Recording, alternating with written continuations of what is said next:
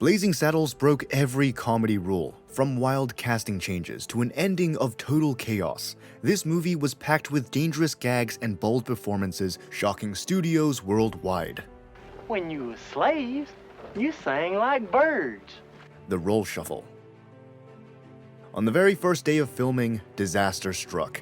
Gig Young, the original actor cast as the Waco Kid, collapsed on set suffering from severe alcohol withdrawal. Production halted as the crew scrambled for a replacement. At the last minute, Mel Brooks called in Gene Wilder, who had previously worked with him on The Producers. Wilder arrived virtually unprepared but transformed the role overnight.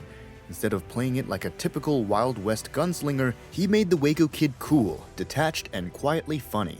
This last-second casting change gave the film one of its most iconic performances and legendary screen partnerships. Richard Pryor's influence. Before filming began, Mel Brooks brought in Richard Pryor to help write the script. Pryor's sharp wit and fearless commentary gave Blazingsaddles its edge, injecting raw honesty about race, hypocrisy, and power into comedy. His ideas shaped some of the film's boldest jokes and characters, pushing the envelope far beyond what most studios dared. However, Warner Brothers grew nervous about his controversial reputation and refused to cast him as the lead. Studio horror and near burial. The way you lollygagging around here with them pics and them shows can't be more than 114. When Warner Brothers executives first saw Blazingsaddles, they were horrified. The film's relentless racial jokes, sexual innuendos, and fourth wall-breaking chaos made them panic. They feared backlash, lawsuits, and box office failure. Mel Brooks, however, refused to let the studio bury this movie. He believed in its sharp satire and fearless comedy. Against the odds, he pushed for a test screening to see how real audiences would react. That decision became a turning point, proving that what executives found offensive, audiences found bold, fresh, and hilarious. Without Brooks' stubbornness, Blazingsaddles might never have seen daylight. The fart joke that saved the film. No, don't do that. Don't do that. If you shoot him, you'll just make him mad.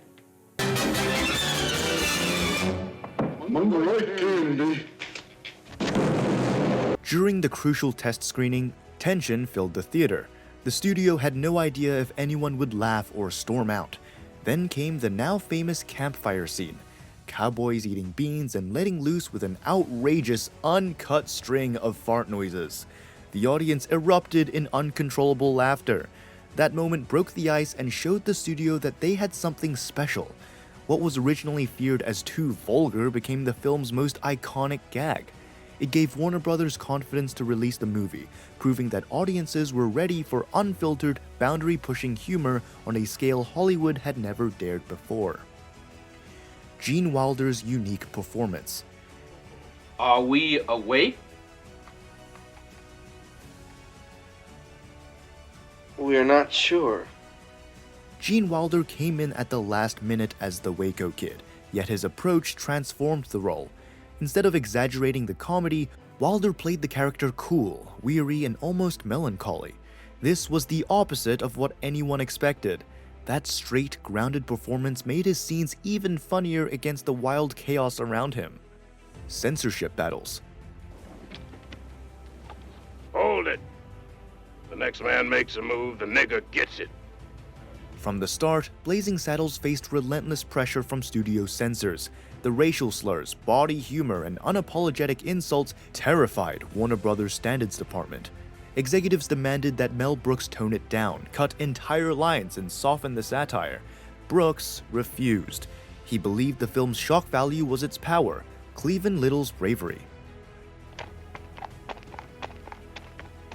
As chairman of the Welcoming Committee, Cleveland Little broke new ground as one of the first black leads in a major Hollywood comedy.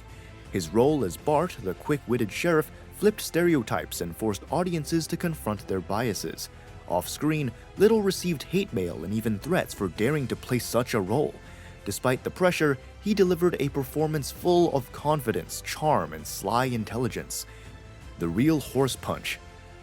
Hey, you can't park that animal over there. It's illegal.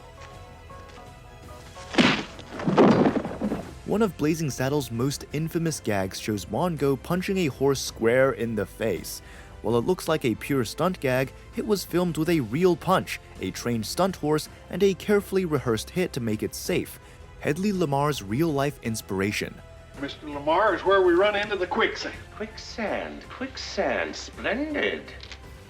The villainous Attorney General Hedley Lamar wasn't just a product of satire. He was based on real-life Hollywood arrogance. Played to perfection by Harvey Korman, Lamar became a blend of slimy power, self-importance, and clueless villainy. Slim Pickens plays it straight. What in the wide world of sports is going on here? I had you people try to get a little track lead, not to jump around like a bunch of Kansas City faggots. Slim Pickens had spent decades riding horses, firing guns, and playing rugged cowboys. When he signed on to Blazingsaddles, he thought he was doing a traditional Western and not a full-on parody.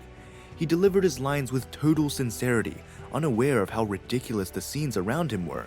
Close call with dynamite scene. During one of the explosive set pieces, the production nearly had a disaster. A dynamite charge detonated earlier than planned, creating a genuine moment of panic among the cast and crew. Luckily, no one was injured, but the near miss left everyone shaken. The anarchy ending.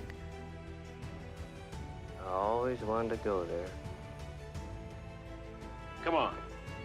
The finale of Blazingsaddles throws every rule out the window. Characters break the fourth wall, bursting out of their movie and invading other sets. There's a full-blown musical number, random brawls, and a meta ending that literally spills into the real world. The ending felt like a victory lap, celebrating how far the film had pushed boundaries. Mel Brooks' multiple roles. Governor, may I disturb you for a moment, sir? What is it? Yes, if you will just sign this, Governor. Right here. Yes. What the hell is it? While directing Blazingsaddles, Mel Brooks jumped into the chaos as three on-screen characters: the dim-witted Governor William J. Lepetomane, a Native American chief, and a quick cameo in the finale. He played them with over-the-top energy, poking fun at politics, stereotypes, and Hollywood itself. Box office hit, but Oscar snub. Despite being one of the biggest comedy hits in the 1970s, Blazingsaddles received no Oscar wins. Critics praised its audacity and originality, but Hollywood's establishment was uncomfortable with its racial satire and vulgar humor. The legacy of Blazingsaddles. More than 50 years after its release, Blazingsaddles remains a lightning rod of conversation. Its mix of outrageous humor, social commentary, and fearless performances opened doors for riskier, more honest comedy. Beyond the jokes, it reshaped how satire could confront racism and hypocrisy head-on, leaving an influence that still echoes across TV, film, and stand-up comedy today.